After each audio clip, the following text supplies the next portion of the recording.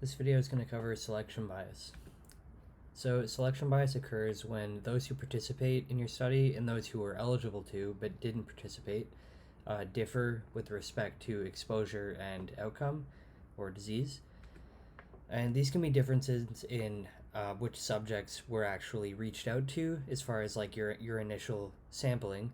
It can be a difference in participation of subjects, so those who volunteer or say yes when asked, and also retention in longitudinal studies. So I guess the two main criteria of selection bias are that the reason for participation is related to both exposure and disease, or the reason for non-participation. And a consequence of this is usually that the measure of effect, so the like odds ratio or relative risk, is different among those who participated and those who were eligible to participate. These first two are a bigger problem in cross-sectional studies and case control studies, and less of an issue in cohort studies, mostly because with a cohort study, the outcome hasn't happened yet.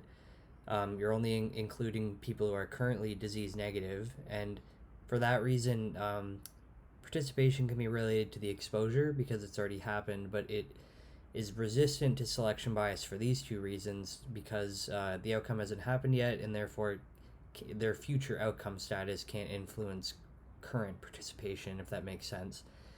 But retention of subjects is a problem in cohort studies that I'm going to get to at the end of the video, and that is technically a source of selection bias. And yeah, this is a big deal in cohort studies. So I'm going to start with the types that have to do with selection of subjects. So I have another video on it, but just I guess a key principle to this is this idea of the sampling fraction. So this is the sampling fraction in the source population, where it's like the joint distribution of exposure and disease, where the A cell here is the number in the source population that are exposure positive and disease positive, and B, C, and D are the other combinations. And also there is this corresponding distribution in our sample, so it's a subset of all of these people, but they have values that correspond to the cells here. So like A is the exposure positive, disease positive people in our sample, and it's a subset of those that are exposure positive and disease positive in the source population. So little a is the sample population, big A is the source population, and the sampling fraction is the ratio of the number in our sample that are in this cell to those in the source population that are in this cell. And basically, if the fractions are consistent across all four cells, so it's like, let's just say it's 1/2 every time, this sample would be a mini version of the source population where every cell is just scaled by half. But as soon as one of these differs from the other, you have selection bias. So just going through an example quickly of a cross-sectional study of smoking and lung cancer. In our source population, we had 52 that are smoking negative, lung cancer negative, 14 here that are smoking positive, lung cancer negative, 8 that are smoking negative, lung cancer positive, and 8 that are both exposed and have lung cancer. This would be our source population, and we would like to take a subset of that for our study population, and we want the sampling fraction for every cell to be 1/2. So just looking at this first cell, little a over big A, we know big A is 8, so little a would have to be 4. So ideally, to scale this population down by half, ideally we would add 4 that are in this A cell. For B, 14 is the denominator, so we'd need 7. And we'd continue until we have a population that is scaled by half. And that basically, like, one of the criteria I talked about before was that the measure of effect, if there is selection bias, will be different in the two populations. We can find an odds ratio here for the source population, A over B over C over D, and that comes out to 3.7, and same with this other population, so that's evidence that we sampled correctly. There's times where the sampling fraction can differ, so here it went from being 4 to 6, and for that reason now the odds ratio will differ between the two populations, and that's an example of where one cell had a sampling fraction that differed from the other 3, and for that reason it has a different odds ratio and selection bias has occurred. Healthy worker effect is a specific type of selection bias that has to do with how participants were obtained. Some people look at it as confounding, while others look at it as selection bias. I tend to think of it as selection bias. So the idea with the healthy worker effect is it's a situation where we're comparing workers to the general population. And so if there's two types of people, there's those that are employed that are colored blue and those that aren't currently employed that are colored black. Basically, like, we've imposed this criteria on those that are currently employed that they need to be some standard level of health to be able to hold down a job. And those that aren't currently employed, this could be basically because they have poorer health. They might be on disability or have some kind of health problem that's preventing them from working, and also they might be retired, which is very correlated with age. So being retired also is very correlated with these negative health effects. And what we've created is just like, if we're looking at factory workers and we're comparing to the general population, those that are currently working at the factory are all currently employed. Well, in the general population, there's a mix of those that are employed and unemployed. And among those that aren't employed, like that's that population I was just talking about that has some of those negative health traits that might be related to being old and retired, or some health trait that's prohibiting them from being able to work. So for reasons completely unrelated to like factory exposure, these two populations are differing in their baseline health. These factory workers are healthier in general than the general population, and that could obscure whatever effect we're trying to actually look at. If that, say we're looking at like occupational exposure. So some solutions are to compare within the occupation, so like managers to workers, comparing two separate occupations that have a similar level of fitness required, or using like making the people who are eligible ever workers. And by that I mean like those who might have quit working because of health problems or something like that. If we include them, basically now our working population isn't only those who are currently employed, but those who used to be employed there, and they might have stopped working there for health reasons, and in that way they're more similar to the general baseline population, basically. Berkson's bias is the next thing I'm going to talk about, and it's a type of selection bias that specifically affects your controls in a case control study. It happens basically when you have cases that are originating from a hospital and you're trying to find controls from that same hospital. So if we have the people that are colored black here, if we're looking at like obesity and diabetes, the people that are colored black are non-obese and non-diabetic. Outlined in red means obese. And this type of selection bias only applies to controls. So like, let's say all our cases are people who have diabetes who are in the hospital at this time frame. But when we're trying to find controls, we typically just use other people in the hospital that are there for reasons other than diabetes. That's what people typically do, but what we're really trying to estimate is this like underlying population of eligible controls, where the prevalence of obesity here is 25%, but in the hospital the prevalence of obesity is a bit higher, it's 50%, and the reason it's higher than the underlying population is that there's many disorders that cause you to go to the hospital that are also related to obesity, basically, like just lots of cardiac stuff and like hypertension, and there's just all kinds of reasons to go to the hospital that are related to being obese. And for that reason, obesity is just going to have a higher prevalence in this hospital population than the general one that we're trying to approximate using hospital controls. So yeah, that's basically Berkson's bias. The next thing is participation of subjects. So let's just say we're looking at a standard treatment and we're looking at some supplementary treatment that we're offering, and we want to compare like survival in the two groups.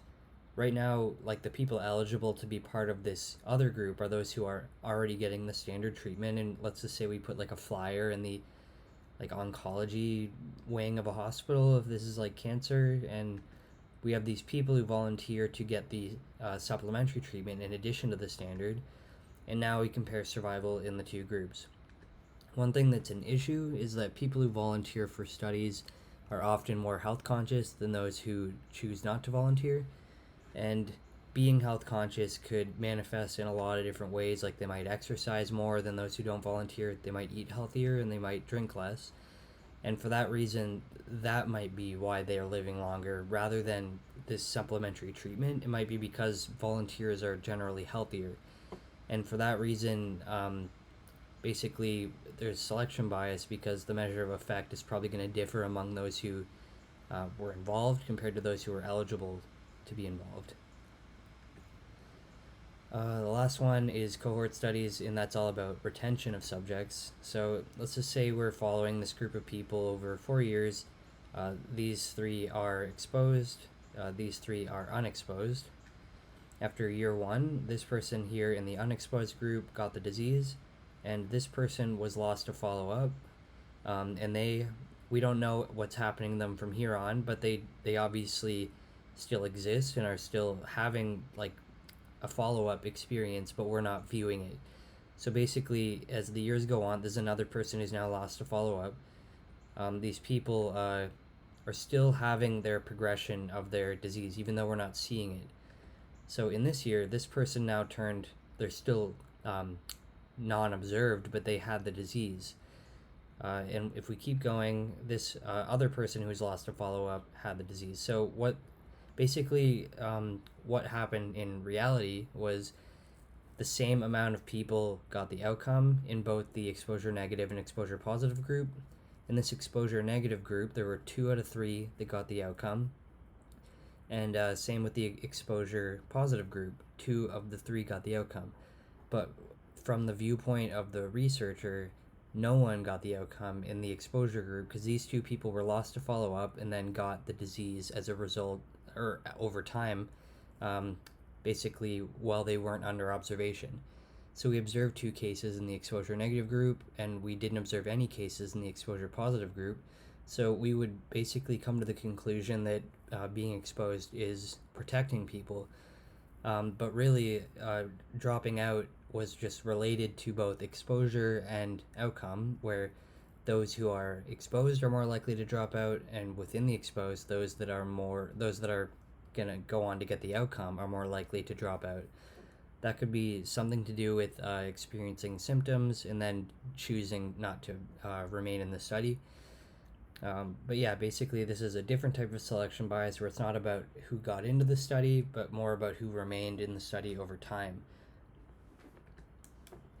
If we're able to figure out the extent of selection bias, we're able to comment on that as a limitation. It's hard to do because it's about non-response, and because someone's not responding, you can't know about them because they didn't respond.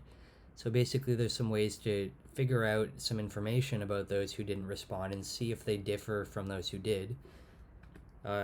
Like we don't know these traits, but we can maybe before they hang up on us, if we're calling, we can ask why they're not responding, and if there's some common reason that basically like a reason that might be related to exposure or outcome, that could indicate selection bias is more likely to happen. You could use those who said like call back tomorrow like a couple times where they wanted to participate but were busy. We can maybe make the assumption that they share qualities with those who didn't respond at all, and maybe use them as a proxy for them. And also, like if we see that those who did, basically if we compare those who participated to the general population and use the general population as a proxy for non-responders, that might arguably be a way to figure out if selection bias might have occurred. And the last thing I'm going to talk about is just how matching is related to selection bias. Just because, like, at a conceptual level, matching actually creates selection bias that you're able to subsequently control for with matched analysis. But I talked about 2 criteria for selection bias to occur. So that means entrance into the study needs to be related to both exposure and outcome. And let's say we're looking at smoking and lung cancer and match on occupation. By doing that, we matched on something. Like, matching is a criteria to be in the study, and that thing is related to both the exposure and outcome. So we're selecting on a reason based on exposure and outcome status. And another criteria for selection bias is that the measure of effect differs in responders and non-responders. And just to kind of, I find it helpful to take it to its extreme to illustrate how that is possible here. So let's say there's some real association between smoking and lung cancer. Like, that's not that surprising. But let's just say occupation and smoking are 100% correlated. Like, they're basically, if you, like, they're they always occur together. They're essentially the same variable. Then if we match on occupation among those with lung cancer and without lung cancer, we've essentially blocked or matched on smoking status.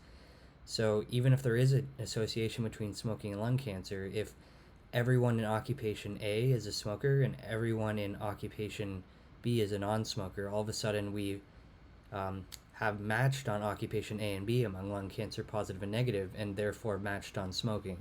So that forces the measure of effect to the null to be 1.